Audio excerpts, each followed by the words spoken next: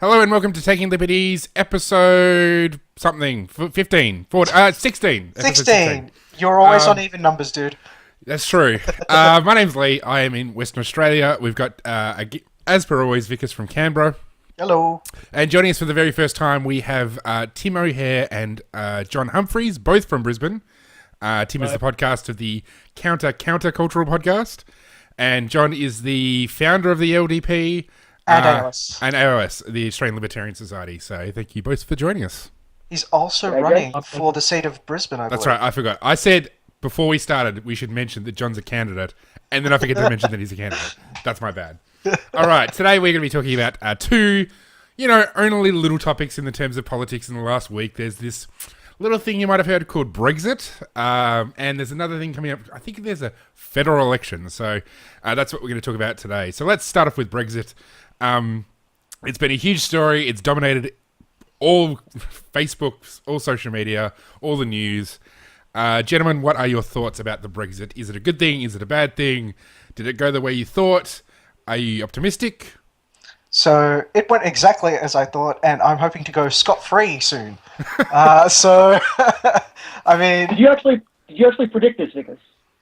yeah, no, I didn't predict it, but I said this is what we were we mentioned it 3 or 4 weeks ago, and I think my opinion on it was basically along the lines of I don't like the certain proponents of it, but ultimately I'm a huge fan of subsidiarity, and that's always going to be my sort of position on things. That was very much my position. I wasn't supporting Brexit for the same reasons that is splashed on the TV screen, the immigration reason, but because of political decentralization, which you guys have probably heard me rant about this before, I think it is the most important issue in politics. Correct. So for that, I just support decentralization whenever and wherever I see it. Yep. Yeah, I mean, it's. I think it's one of those things that's not an. In some ways, not an unambiguously good thing. So subsidiary. I think from a libertarian perspective, it's always subsidiary. Subsidiarity is good. Smaller political units are better than bigger political units. The downside is potentially you can still screw things up. So when I've been talking about this with non-political people, I've sort of said yes, it's good, but it doesn't guarantee it will be good outcomes. So you could still have, this could be the pretext for, this big push in nationalism and anti-immigration reform and all this kind of stuff.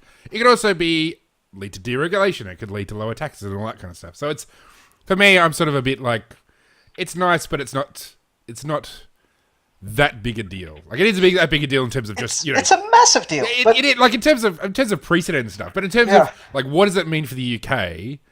Nothing. It actually means nothing. Yeah, it depends what they do from now here. This gives them the opportunity to do something. Well, now the question is, what are they going to do with this opportunity? So the issue there is they haven't decentralized anywhere near enough to be able to get the real benefits of competition. Yep. Yeah, which is precisely why I reckon they should go scot-free. Scot-free. Yeah. Have you got a pithy line for the Welsh? I'll come up with something. They were on board, sheep. So yes, sheep. Northern Ireland is a little less pithy to rhyme, I think. So, and for the benefit of those who maybe somehow escaped all this, the vote was basically the Remain vote was strong in the cities and in Scotland and Northern Ireland, and the Leave campaign basically kicked ass everywhere else. So. That's why Vickers keeps making these jokes about being scot-free. It seems like... So what do you guys think will happen with the trade and immigration then? I actually suspect a whole lot of nothing. So firstly, for trade purposes, I mean, if they want to maintain trade with their trading partners in Europe, they need to buy into things... So, for example, Switzerland and Norway... They currently have access to that free trade zone as well, but they've had to buy into certain things like allowing free movement of European labour.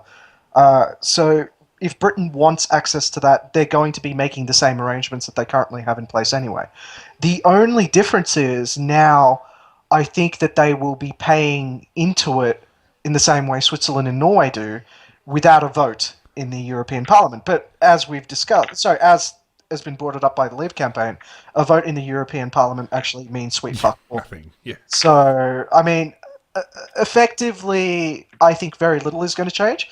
And based on what the LDP there, which is not at all like the LDP here, they're actually a bunch of pinkos, and what Labour and the SNP seem to be indicating is that it's very much going to have to be a Tory push for this referendum to actually mean anything.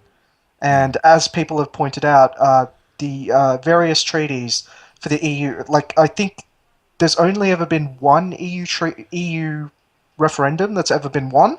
All the others, they've all been basically pushed to a revote or just been regarded as moot by the various governments that had the referendum.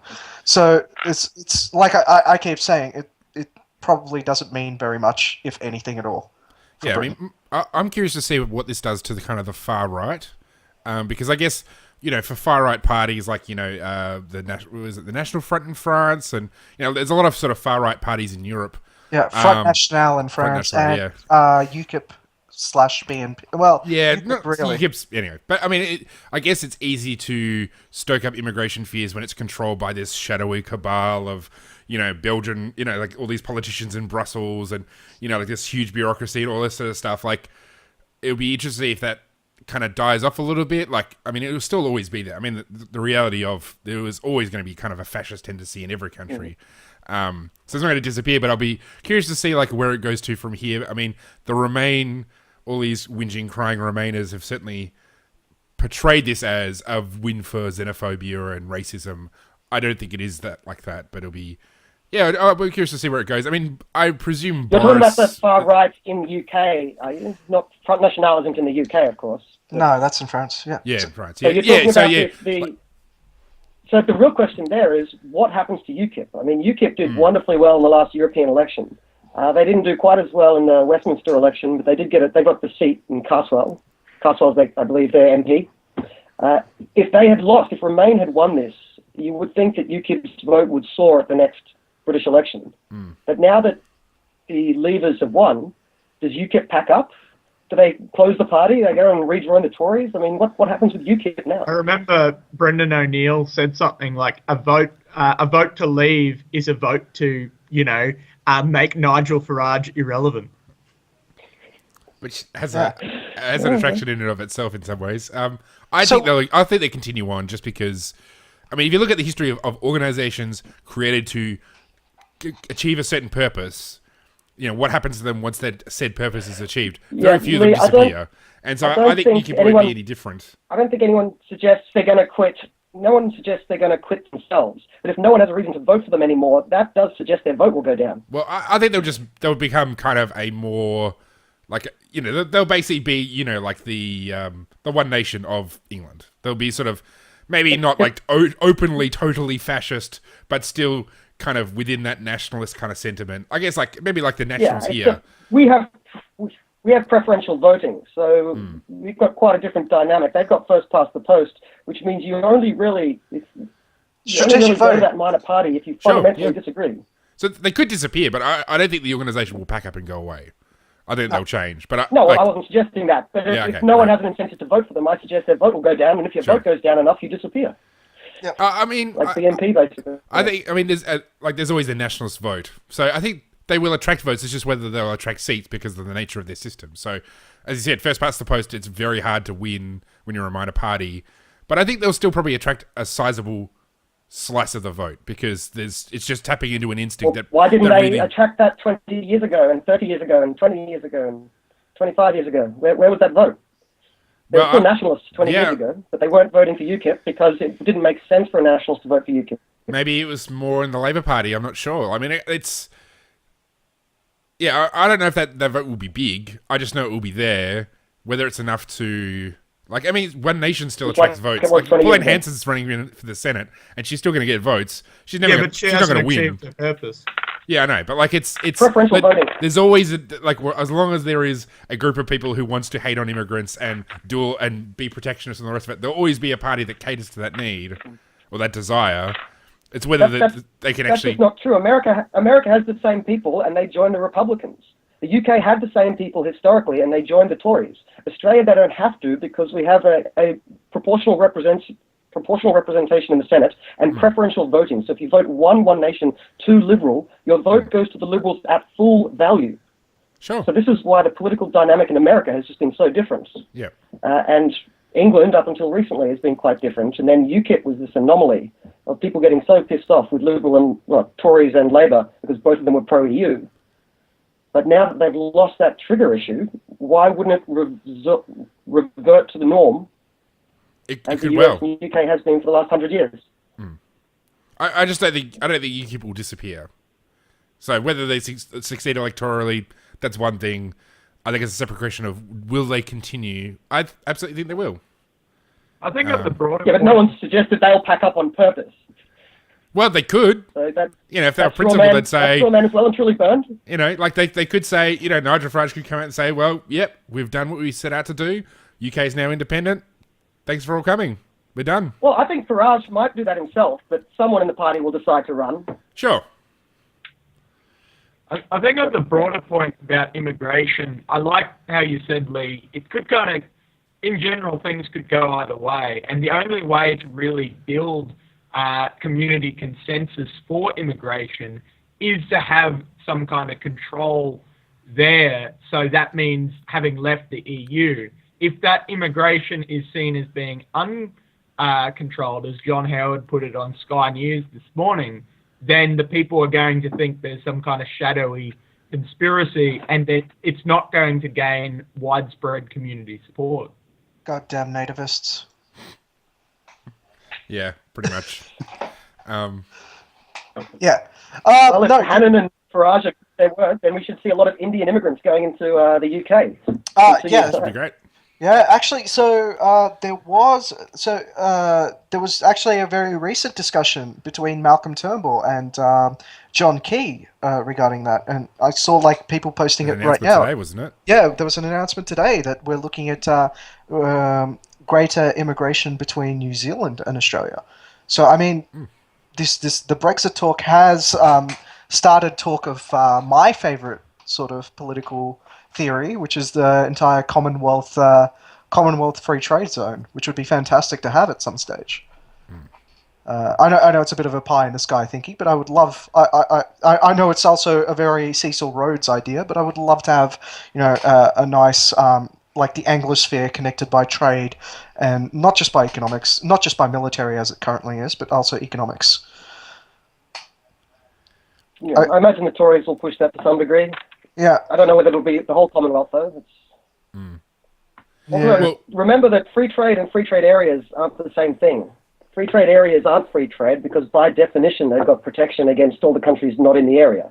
Yeah. And it can be a free trade area actually harms global trade. Well, yeah, which is what the EU does. Yeah, that's hard to say. Well, maybe. It's hard to tell. Yeah. But they're not always worthwhile unless you take the approach that APEC does, which is to, when you reduce barriers with each other, also reduce them with non-members. Yep. Which most countries aren't willing to do because it's politically difficult. Yep. Well, one thing that's also worth pointing out is that, nothing has actually changed. There's been a referendum, but the referendum was non-binding. It didn't actually achieve anything. It's not till the Parliament goes back and actually, and whoever becomes Prime Minister actually starts to do something about this. So, I guess some of this is, a lot of this discussion was premature because nothing's actually happened. We've just basically had a big popularity contest. People got really pissed off on my Facebook wall when I suggested this, and I said, it'd be really funny if, whoever the Tories elect as their Prime Minister next says, that was a very nice suggestion, by the way, and seeing as it's non-binding, I don't care. And a lot of people said, well... that won't happen, though. Yeah. Well, no, they said, it faces the wrath of the voters, and I'm sitting there going, okay, so it's a first-past-the-post preference system. Who are they going to vote for? I mean, you've got the SNP. Well, would people strategically vote for UKIP when they've got the... They already were. No. This is already happening. No, it's only happened in one seat. There's hundreds. It's a 600-member parliament. I mean, like, I mean, an example worth bringing up in the Australian context, in 1933, I think it was, there was a vote by the West Australian people to leave Australia.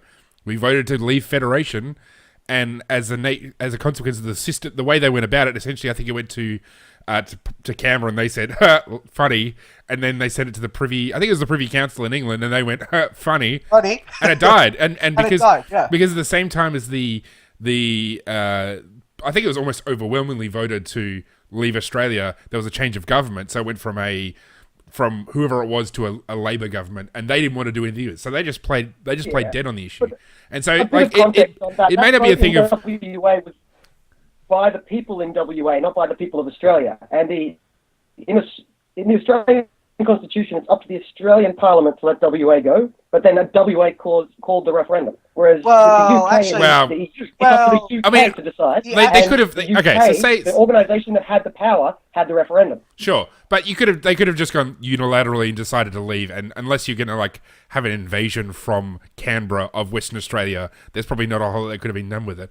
But the reason I bring this up is to say that the whoever becomes prime minister may not even have to say, "Oh no, I'm going to ignore this." He just, just doesn't do much with the issue. I mean, like the process of leaving the EU according to Article 50, like there's Article 50. I don't know what's involved in that. I suspect it will take a while to resolve. And if everybody who has a say in the actual kind of resolving of that article just takes their jolly sweet time, you can just drag this out for years, and the issue goes nowhere. It has to be out within 2 years. So it's just you have 2 years to negotiate, and after that, that's what the referendum. So that's the legislation. The legislation they'll pass is the same as the referendum. If they didn't do that, they would be massacred at the polls. There's no chance of this happening. We're talking about 2 years is a long time in politics. 2 years is a long time in politics. I like this idea that they'll be massacred at the polls, but who to? I mean, like, okay, look at the last European election.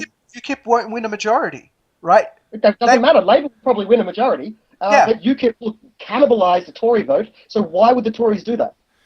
That doesn't because matter. They hate themselves. They like losing seats. Think of the incentives here, Vikas. I am thinking of the incentives here, and I'm saying the whatever the population is, the elites, the political elite are vastly different from that. And to put an analogy and sort of bring it back to home, like losing? No, it's like the gay marriage vote, right? Like it's just like the Conservatives are suggesting this plebiscite, which they're obviously going to lose, and then they're saying, well, we don't want to be bound to the vote. Except that's what happened with the referendum there. They're not bound to that vote. Yeah. So 2 years is a long time in politics. They're incentives, because they're incentives. Yeah, but their incentives can change at any single point. They really can't. They really can. If they don't follow what 52% of people want, I promise you, the Tories will be massacred in the polls. They will. They don't want to be massacred in the polls. A plus B.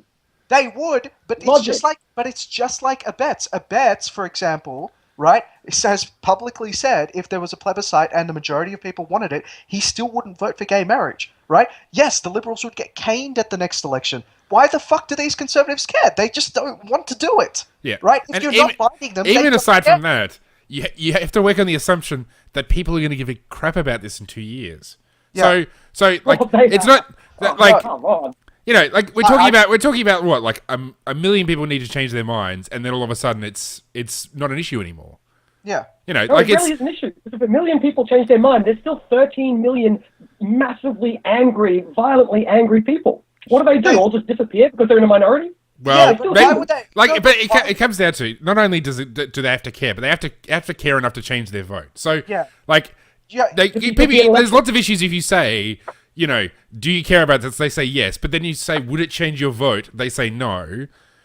I mean, there's a huge strategic voting element here. Even if you're pissed off with the Tories, you have to face there's a giant number of people inside that pissed off group that really, really believe they can change the system from the inside, right? Yeah. And you're not accounting for that factor. Look, I hope this happens, because I think this would be hilarious. Because what will happen is the Tories will be massacred, UKIP will probably beat the Tories into second, Labour will be in government, the Tories will disappear, UKIP will become the opposition. I promise you that'll happen. Every Tory knows it. I think you two are the only two that don't know it. No, I would love for that to happen as well, just for the sheer hilarity. I think that's a likely outcome. But I'm just saying, like, the reality of electoral politics is that there's nothing set in stone. Anything can change. Politicians are infinitely flexible. And voters are not exactly particularly incentivized to pick a position and stick with it. So, you know, like the nature of politics itself is completely it's chaotic and random, and there's nothing that can be assumed. That in 2 years' time, random, and you think about what happens in Australian politics in 2 years. How many friggin' we have about 14 prime ministers. How many prime ministers have we had in the last 2 years? Yeah, exactly. Oh, yeah, but stop. You guys are talking about what people believe. In 2 years' time, you guys think that these 14 million people who voted for Brexit, they're going to go, just kidding. All of them. Not all of them, but I'm not saying that at all. You only need to have millions of these people will kill their firstborn on Brexit. It is an important issue. I don't think that's true at all. I don't think it's true. 2 years later, I'm bored. I think what's going to happen is because of this process that's so long and drawn out. Yeah. Right. In 2 years' time, people are going to be like, yeah, I remember voting to leave, and they're going to suspect that the government is doing it all in the background. Yeah. And it doesn't matter who you vote for. Or politicians, people who want to undermine this process, bring up a bunch of reasons why we shouldn't leave, and essentially just undermine it through in the same way any other policy is undermined, any for good or for bad. Let's get on to the alien invasion part of this discussion. If we're only talking about things that'll never happen, I want to know if the aliens will be joining the EU, will they be joining the UN? I think the alien politicians could change their mind at the last minute. Well, they probably could because they're politicians, and that's how politics operates. So, maybe speaking of alien invasions, let's talk about the Australian federal election. So we've got about 10 minutes to go. So this weekend there's a federal election. Has there been anything memorable about this campaign, or is there anything worth even considering? The only two things I know about this election, and I will let John and Tim jump in right after me because I'm sure they have bigger opinions on it, is that Malcolm Turnbull has a plan for jobs and growth, and that Bill Shorten is telling us to be scared about Medicare being sold off. I just want to kill that myself. is all I know about this election. That is all I know about this election. There is one other big thing that you do know. Firstly, the race between Turnton and Shortball is thoroughly boring. It's one of the most dull contests. People normally say this is the most important election ever. No one thinks that this time between Turnton and Shortball. It's just a dull election, but it's one of the most important elections in a very long time for minor parties in the Senate. Absolutely. This is the last time that any non-Greens, non-Xenophon minor party is likely to be in the Senate for the next 20 or 30 years. Now, I hope I'm wrong there, but this is how, because this is a DD. Parties on about 3 or 4% are going to be able to get in this time. On a half-Senate election under the current voting laws, under the Liberal Party, the Liberal Green voting laws, basically you'll need 8 or 9 or 10% to get in. And only the Greens and Xenophon's basically a Green, only the Greens and Xenophon will do that. So the Liberals have basically given the Greens the balance of power from 2019 until ... forever, who knows? Yeah. Until Clive Palmer comes back from the dead. So or until the LDP finally makes it. Until the LDP finally makes it. So the issue here is we've got 3 years. Whoever gets elected in this election then has 3 years to get their breakthrough moment. And I don't know who will get the breakthrough moment. I don't know if any will. We can hope the Lib Dems has a breakthrough moment and jumps from about 4%, which is what I assume we're at about 3 or 4% now, jumps from that up to 8%. We've got 3 years to work on that, gents. We've got to get David and someone else in. So in your mind, like, what are the LDP's chances for this election? Like, what do you reckon? How many senators? I mean, obviously, we'd like all the senators to be Lib Dem. Whoa, Lee, aren't you a whip? No, actually, keep Dean Smith. He's all right. But it'd be great to have the Lib Dems to hold the balance of power. That's probably not going to happen. What's the kind of likely? What's the optimistic outcome? What's the likely outcome in your mind? Okay. Well, in terms of balance of power, it'll be a mess again. The outcome will be similar to what we've got now. You'll need a mishmash of a bunch of different people. For the Lib Dems, I think the new voting system makes it all so unpredictable. But I think David has a more than 50% chance of getting in. I'd say 60%, 60, 70. I'm not quite as confident as he is. I think he thinks he's 80 or 90%. I hope he's right. But still, I think he's a favourite to get back in there. I think everywhere else we're not the favourite, so most likely is 1. He could quite easily be 0, which would be a disaster for libertarian politics in Australia, given the 2019 state of affairs. And Victoria has a chance, WA has a chance, Queensland has a chance, but all of those, I think we've got like a 20% chance. Right. So if you get, you can roll snake eyes sometimes. It does happen. Yeah. But each one on its own is going to be a tough race. In Queensland, I think Pauline will get up. In Victoria, I think God. Hinch. Oh, God. Probably Lambie in Tasmania, Family First in Xenophon in SA. WA is hard to predict. Shooters, perhaps. And Shooters got to have a chance over there. Yep. Yeah. AC, what about you guys? Who do you think is going to get the... Well, ACT is obvious. Yeah, it's going to be one basically Liberal, the one question. Labor. Yeah, that's not interesting. But there's 6 states. At least one of those 12 senators in each state is going to go to a minor party. At least one. Yep. So, Ron, you got 6 guesses to give us, people. Who do you think is going to be the minor party? No opinions except me? Yeah, no, I actually think Xenophon's Would you like me to give you... Yeah, I mean, No, Xenophon's got like, he's got like basic, he's probably going to get 2, isn't he? He's got 20% base. He's going to pull 3. 2, 3, Yeah, 3. Ugh. So, 3. yeah. Some people are thinking 4. But... Yeah, but the prospect there is that he's going the good thing that he does is basically he is going to keep the Greens limited to just 1 seat in South Australia. But while he personally votes in line with the Greens, there's no guarantee that his team will necessarily vote in line with the Greens. But I suspect that they'll be more likely to lean towards Labor, which is good in the sense that it takes the Greens a little bit out of the equation. I want to take the Greens as much out of the budget equation as possible.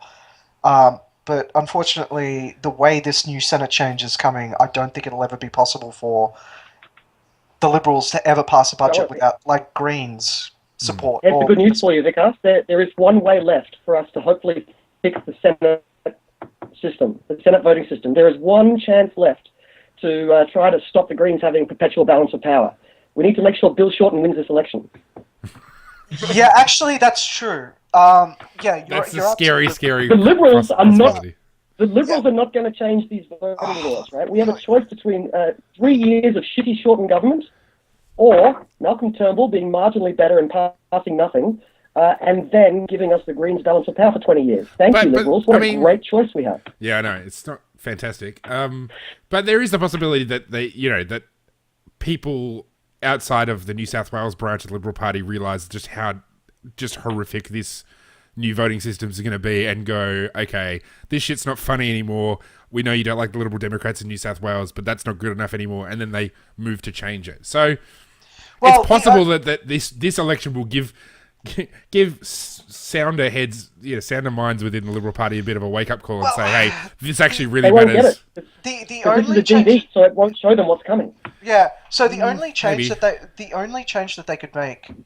They're not going to change it back to the old system, which was, where you just put a 1 there. But what they could change is to make it exactly like the lower house, and you have to number all of the boxes all the way through. So instead of OPV, it becomes compulsory GV2. Huh? Yeah. One option you could do is reintroduce the group voting tickets, the GVTs, but say to people that if you preference above the line, your preferences count. If you just put a 1 above the line, the preferences revert to the party. And that gives everyone a really easy ability to control their preferences, but ensures that if someone just votes 1, their vote doesn't exhaust. Because that's really one of the anti-democratic elements of the current voting system. Someone goes in, votes 1 for the Mature Australia Party or some other kooks. The Mature Australia Party gets eliminated. Their vote exhausts, right? Their vote now doesn't count. Doesn't go to help the next party. So having GVTs, but letting people control their own preferences if they want and use GVTs as a backup, fixes that problem. It ensures that some party other than the Greens can get in, and then if you're really worried about Ricky Muir, you can introduce, as I think they already have anyway, a rule saying that you have to have at least 2% of the vote to stay in the race. Alternatively, here's a thought. You leave Pauline Hanson and Darren Hinch in the Senate, you put a large amount of explosives under the building, and then you set them off. And then we just get rid of the Senate all completely. And then there's no problem with Greens. I feel think like we I can need edit- to clarify that Lee is joking, Yes, and this I'm is joking. not a call to domestic terrorism. You realise if the I won't Parliament cry House if it blows up happens, now, though. Lee, someone is going to see this, and they're going to come knocking on your door. If only our podcast was that successful. Yeah. But no, I mean, We got time for some final thoughts, so yeah, that's a good point. we'll do a whip around. So Vickers, you go first, then Tim, then John, and I have no thoughts, so we'll end it there. So this election for me is mostly Bolshevists arguing about how much stolen property they want to share. Your turn, John. I did say Okay, Tim so we're second, gonna but Tim. it's okay. Oh, sorry. Well, Tim. go ahead, Tim. Okay. I'm just surprised. I think that the Turnbull government will be returned. I'm surprised that the public are going to fall for that whole change the leader trick that Labor tried in 2010. I'm surprised about that, but I'm predicting that the coalition get about 80 lower house seats and Labor get about 65, up to 65. Okay. John? That could work. I'd like to clarify, I'm not convinced myself that people should vote for Shorten and Labor. I'm making that argument because it is a coherent argument, and it's really unfortunate that we're able to make it. And blame the Liberals for putting us in this bind. But I'm very much 50-50 at the moment about whether that outweighs the terror that is a shortened government, because I'm not looking forward to that either. But of course, the solution we all have in front of us is to vote Lib Dems, get 6 senators in, that's the best case scenario, and then 33 Lib Dems in the lower house. So I was just going to say, I should probably clarify that while this podcast generally has a very LDP lean, because they just happen to be ideologically similar to us, we are not actually. Well, I'm not a member. Lee's not a member, and most of the regular hosts aren't members or running like John here. So if you, yes, well, I'm being totally unashamedly biased in my comments, That's fine. but I'm on here That's as a candidate. and I'm happy to let you be that biased. And if anyone's upset by that, feel free to contact me, and we'll organise for you to get on here and talk about your favourite party. Which we'll have to have if you'll have after me the back, I'll election. come back. If Yeah. you'll have me back, I'll come back some other time, and I'll put on a more unbiased hat. It's okay. We don't mind a bit of bias. Yeah, I don't really. I mean, I'm just glad I'll be playing roleplay games on Saturday night. I could just ignore all this crap. Find people who care about Liberty, vote for them. Any party doesn't matter. That's all I can really say. And I'm going to be terrified of the outcome, no matter what. That's my cheery summary of my own thoughts. Okay, well, this has been episode 16 in season 3 of Taking Liberties. I want to thank John for joining us, and also Tim. You can check out his pod. Where can they check out your podcast, by the way? So it's on SoundCloud. Just / official counterculture. It's also available on iTunes, or you can just look us up, counterculture on Facebook. Cool. Excellent. Fantastic. Well, thanks for joining us, everybody. We'll be back again next week, and we'll have, I guess, election talk. Great.